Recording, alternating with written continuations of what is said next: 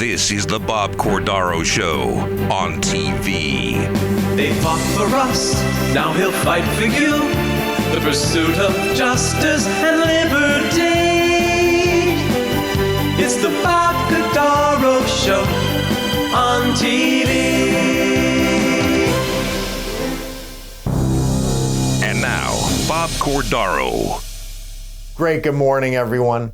Happy Sunday. My name is Bob Cordaro, and this is the Bob Cordaro Show on TV. I'm a native of this region, born, raised, and returned. As many of you know, I do radio 5 days a week, 9 a.m. to noon on WILK. Appointment radio, we call it. And now we do this thing, the Bob Cordaro Show on TV, each and every week at 11:30 a.m. here on WNEP TV 16. In our health segment today, Dr. Bryan Frantz will start a discussion on dental implants, an emerging solution to oral health that all of us should be aware of.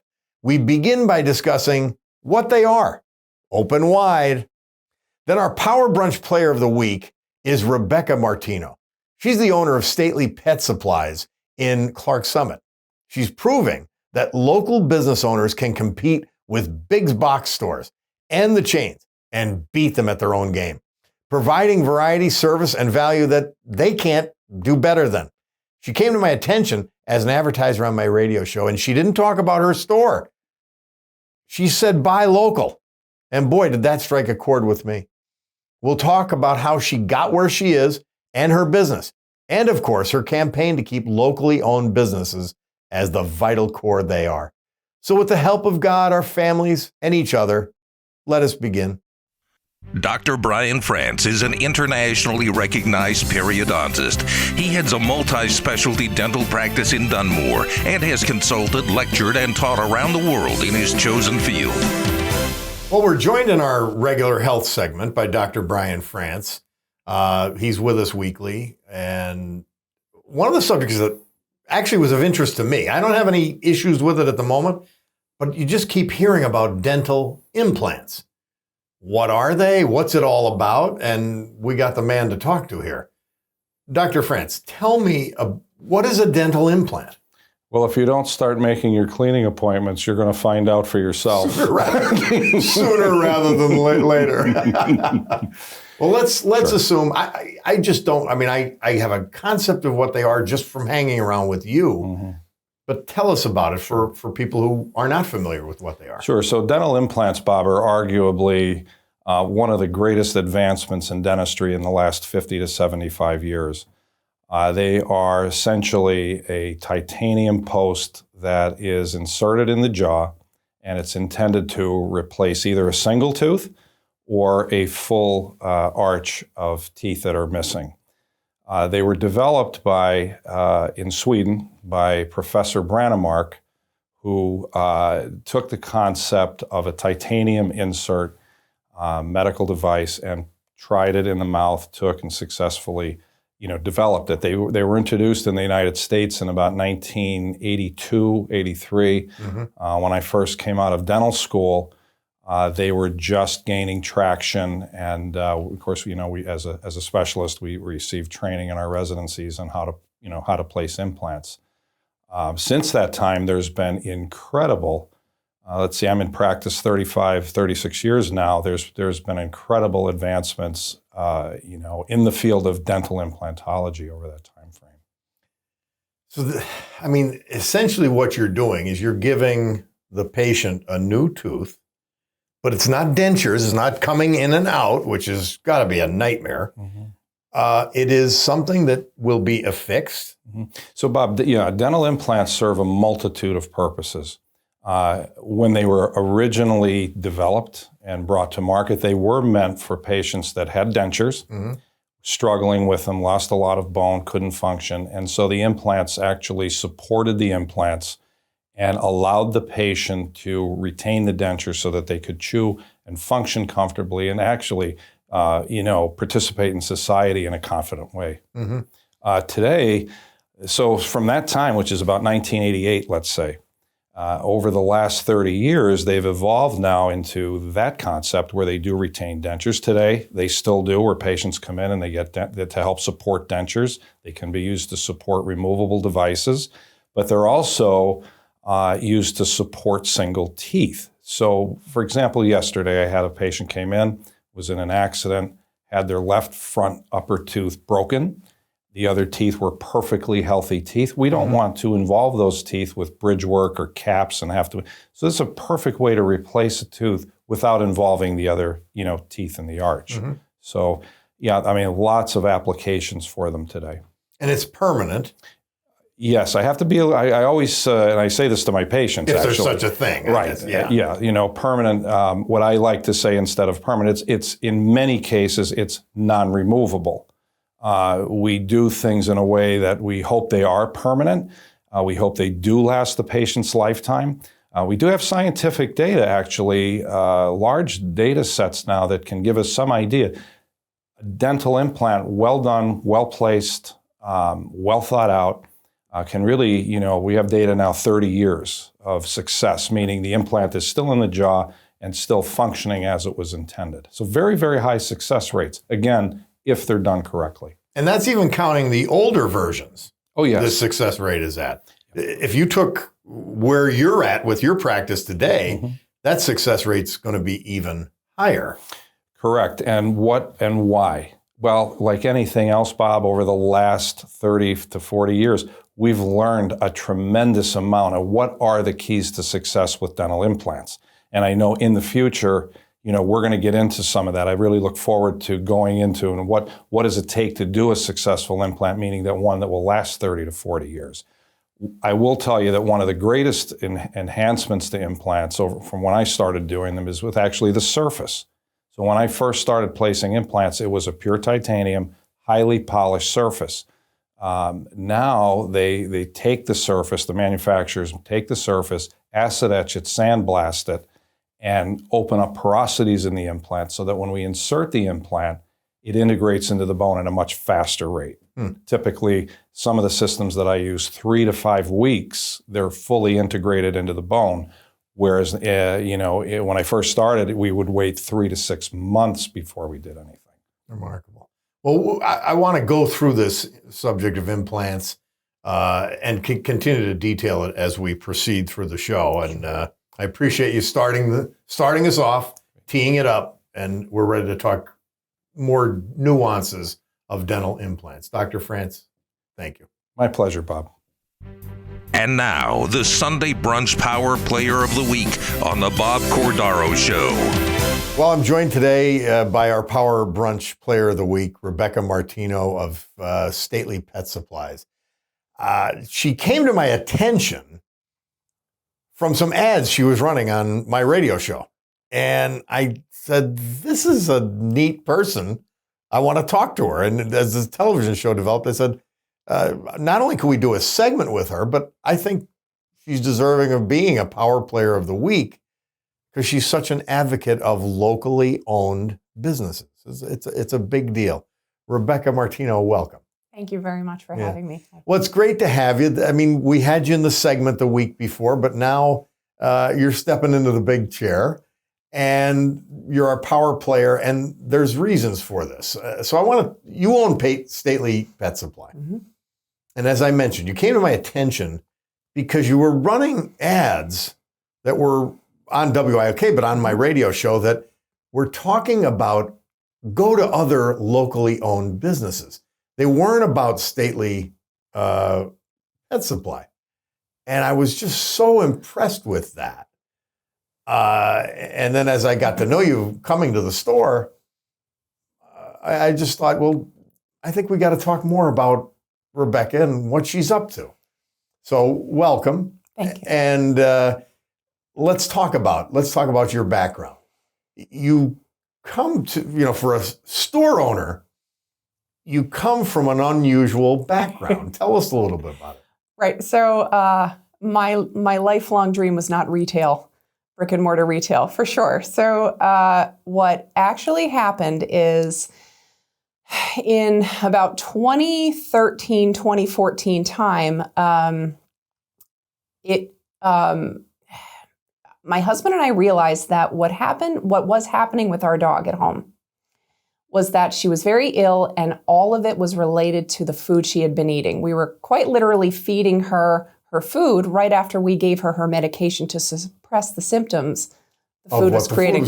It was like being allergic to peanuts, eating a peanut and popping a Benadryl. So not only was it not working, it was ridiculous. And if you could just pluck out the proverbial peanut in the dog's diet, everything magically evaporated. And we stood back and went, are you telling me this whole time, vet visit after vet visit and, medication and ear infection after ear infection, all of this was related to the food she was eating. So what we said was, how about we quit our jobs, roll over our 401ks, and go fix this problem for everyone else? Because we had no guidance in commercial pet products. So we did that. I was an RN at Geisinger. Yeah, you're a nurse. Yeah. I mean, from a nurse to dog food. Correct. Yeah. So that's a heck of a switch. But by the way, based on what you just told me, not that much of a difference. You're concerned about health. Absolutely. I am amazed all the time at the parallels that I find and that I didn't expect to find. But the parallels in many human conditions, pathophysiologies, and disease processes, I find also in dogs. So what I have found is a tremendous niche in the market where someone comes out of a veterinarian's office and they're on their own. Once they lose the guidance of pet professionals in that context, they're on their own navigating which treat do I give my dog if he has a history of pancreatitis? What canned food is correct if they're picky and they're diabetic? What are the things that we should go with and should stay away from? And then how do I find it in a commercial product? So we've married the two things almost accidentally. As far as, so we got into this as a way to help people navigate products because we had no guidance. And we stumbled into how commonly these problems, go unassisted in the general public. It's like a lot of business people's story. What a gutsy move. I mean, you're a successful nurse. Mm-hmm. Your husband's got a job. Yep. And you decide, let's take this chance. Yeah. That in itself is remarkable. You've chose the business based upon something you were observing. The need. A market niche Yes. that was available, that you saw. And then you go into business. Well, when I go into Stately Pet Supply, the array of products, and they're not the ones you see on TV. Mm-hmm. These are cultivated, curated products of all types for pets. It's a unique store, and I'm not spending more money. That's not my perception either. Right. But I've got an array of things to look at to take care of my pet that avoids problems. So when you walk into a store like mine, or and there are thousands of us across the country, our business model is not a new one. I just like to say that I bring an extra specialty with my nursing background to something like that, which, okay, I'll take it, but it was not by design originally. So the neat thing about products is, as label laws go in pet food, whether it's a treat, a supplement, a food, or any, a lot of consumables. Label laws forbid companies to tell you the most important details about the food. So I like to say the litmus test on what's a good product and what's not a good product is if you're seeing, let's say, an $8 million advertising campaign, they're likely not spending any money on quality of ingredients because, firstly, they don't have to. Packages will not give any extra credit for a higher grade of ingredient. Mm-hmm. So those spending all their budget on higher quality foods, items, and ingredients won't be getting any extra credit on the package. So that's not only the type of package or product that wants people like me to carry them, but they're the ones that I want to find anyway because they're going to work and your dog's going to like them and you're going to come back. Yeah. So it's unfortunate, but you just can't spend money on both aspects. If I spend a lot of money on quality of ingredients and that $8 million campaign, you're probably going to pay $50 for that bag of food.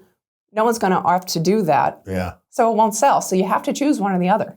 And that's a difficult thing to clarify through marketing when you have 30 seconds to do it here and 30 seconds to do it there. Well, how did you, starting the business, how did you, you had to reach out and find out what products, what companies, what's better. You had to sample. And I mean, your store is chock-a-block full of all kinds of things. And all these items had to be essentially hand-selected by you. That was a lot of work. It was. So a lot of it was, so the first thing I chose was I wanted to carry the brand that I had used to fix my dog. And I have to give credit to my sister. My sister was actually the one who looked at me and said, hey, do you know Betsy has a food allergy? That's what a food allergy is. And I go, no, it's grass. It's an environmental allergy. We're giving her medicine. And she goes, well, it's January. So do you think grass is the problem now? And I went, I guess not. So, common sense prevails. So that was one of the first products I sought out. And through the distributor that was carried, we looked at all these other brands. And that's where I really, really got into differences in quality, sourcing, manufacturing, batch testing before the food is sent out onto shelves. And why do some brands have tons of recalls? And why do some brands have zero? And there are aspects of things like that you can get into. So after having basically quit our jobs, Andy worked at Toby Hanna Army Depot. He was there for almost 20 years, traveled all around the world. Really neat job. We rolled over our 401ks, maxed out personal loans, sold a car. Little gutsy, little stupid. But I think you have to have a little element of both. And if it fails, we can both go back to our careers. Let's just not tie up the mortgage to it. Right? So we have somewhere to live if it doesn't work. But I'm getting off track. But basically, that's what we did. This is a classic entrepreneur story. It really is. So, thanks. It was definitely, if somebody told me when I was going through nursing school that, all right, finish school, do well, but in 10 years, you're going to be running a cash register, I'd go, what? No, shut up. It wouldn't work like that. So when we started the store, we basically said, what can we get for this? We didn't have very much money. And some of our original customers who have some elderly dogs now, we've been around 8 years now, they remember and reference what the store looked like when you first walked in. We had a couple collars, 4 boxes of treats and a couple racks of food. And what is that? What's that plaza called that you're in Clark Summit? So there's a tiny little. It's not really talked about well, but I write the check to Village Square Plaza. It's private property, so it's owned by an immensely supportive local family, and there are a lot of landlords in the Clark Summit area, and we're lucky enough to get not only a great family-owned plaza. But off-street parking, a delivery zone, and each of those 3 things I could never do without. Well, first time I went there, Manning's and Butler Sunoco in front. That's it, And I said, I know, okay, right in the heart of Clark Summit. Yes, right at the top of the hill. No parallel parking. Fights have to happen. It's just it's just the greatest. How much have you learned about business through this trial and error of the last 8 years? That's fun because one of my new favorite things to watch now is Shark Tank. So I'm trying to look at equity and how could I evaluate or value my company? And, it's the neatest thing. So I joke that if anyone who really knew how to run a business got their hands on my business, it would just be tremendous, right? So I think it's pretty cool. We're winging it, but we're bringing some of the most important aspects. Don't blow your money. Turn your profits over into your business. Watch your overhead. Don't hire too many people. I actually made that mistake when I first started. I didn't know, what would the demand be when you first open the door? And I don't want anyone waiting at the register and gotta go. So I overhired in the beginning and made that mistake. But the people you have now, one of the things I noted, they're happy to be there, which says a lot about the way you run the business, and they're well trained. They know their stuff too, and they're interested in what they're doing. That was something that, and I've come in with different staff people at different times, and they've all been on point. They've all knew what they were doing, and were happy to be there. That's so important to me because you can walk into a business and instantly get the vibe when that's not the case, right? It's just, I gotta clock in, clock out, I gotta do this, right? So I have a couple things that I think are important to that. First, I don't have a paper application. The application is maybe I've received an email. I'm going to check grammar. I'm going to, it's just, by nature of knowing you need to be a professional in this atmosphere, these are things I look for. And most hiring has happened with either word of mouth, a friend of a friend, or someone who came in was able to shake my hand and introduce themselves and then say, "Are you hiring?" And it doesn't always happen in that order. Sometimes it's, are you hiring? So there's a professionalism and there's some goofiness that has to be part of it too. It's not quite the bartender kind of personality, but you got to get my stupid jokes and you got to have fun and you have to be bubbly. You have to, a lot of body language and talking with the hands and it's. You still have so much energy and it's a 6-day-a-week operation. Yep. And the store's busy. Every time I'm there, there's people coming in and out. Yeah. It's an impressive operation. I mean, but you've kept your energy high for this many years. That's impressive. So thank you. There's a lot of coffee, and I talk about a drug addiction in America, right? A lot of coffee, and I just said this to my husband the other day. I love going to work. Yeah. It's fun. We pet dogs. We talk about lighthearted, fun, easy things for the most part. And it's just fun. And I have what I feel are lifelong friends with me. So it's like it's kind of like just going to a barbecue, every day kind of thing. It's that environment. So it's fun. And when I went into nursing, I thought, I want to be a nurse because I think I'll be good at it. And being good at being a nurse is knowing how to be available and listen, and you have to be trustworthy. And people are, so vulnerable in the healthcare situation when they are sick, hurt in all these ways. It is my pleasure and my motivation to be helpful and make you feel at ease. Yeah. So that, we just pole vaulted right into a retail aspect in the same way. I just like that naturally. Well, one of the things that fascinates me, I love cats, but cats are skittish. Yeah. Not the ones at the store. I don't know how that happened. I mean, they just hang out. They're cool. They'll walk up to you. They're not overly afraid of dogs when people bring their dogs in. I know exactly how that happened. That's a cool thing in and of itself, and it gives the store character. Thank you. So I try to work them into my marketing budget a little bit because they definitely bring people. There are kids who want to go to the store. Maybe they're at Manning's in the ice cream place a few doors down, and they say, "Can we go see Willard? Can we go see Bridget? Yeah. Can we go see Sophie?" So the parents may not have necessarily had us on our radar that day for anything. But the kids are, come on, let's go see them. So, and then maybe they pick something up there, which is a win-win. I love having them there. We have 4,000 square feet. We have the space to take some cats from these kennels. If they are okay with having a dog walk around them and they're not fearful, and they're okay with a kid picking them up every now and then come on. Yeah. So why not? We'd love to host you and have you live here with us. Well, they appear to have the same comfort level as the owner, and they do create atmosphere. All right, so let's go back to what we started with.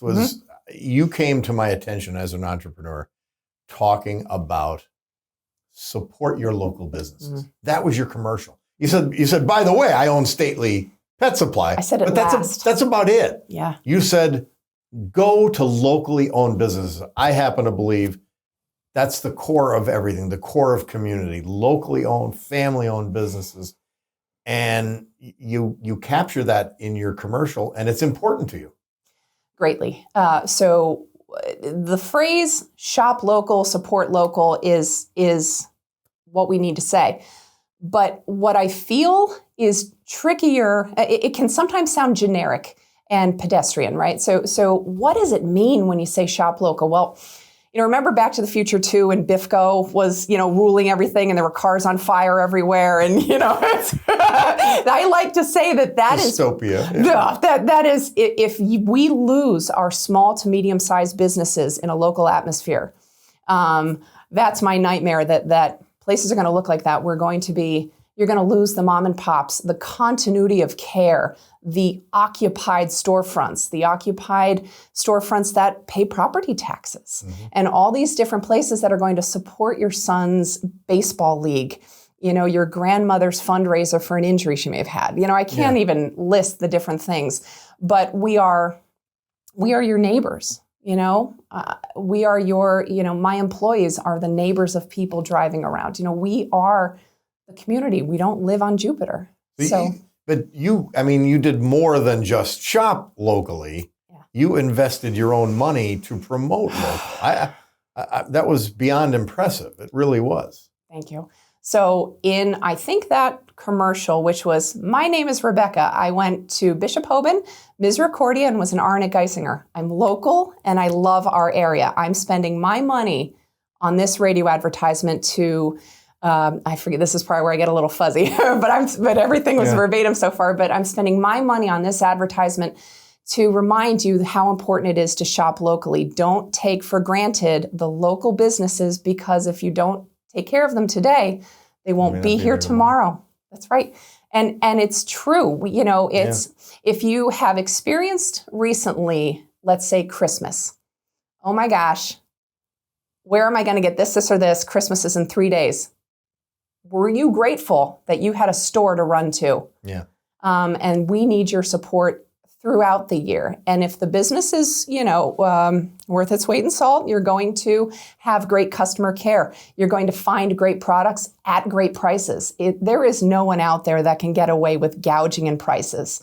It's too competitive and it's too easy to find other options as a consumer. So you should have fair prices, if not better. Well, I'm happy to have you on board this show. Thanks.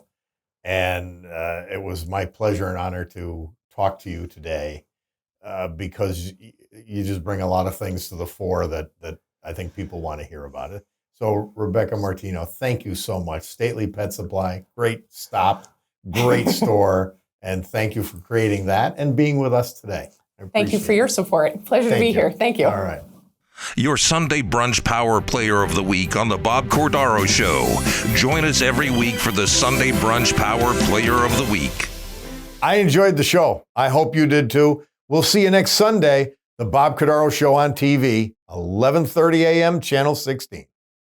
Thanks for being part of the program. You've got an appointment every Sunday morning at 11:30 right here on WNEP TV, the Bob Cordaro Show on TV. Of justice and liberty. It's the Bob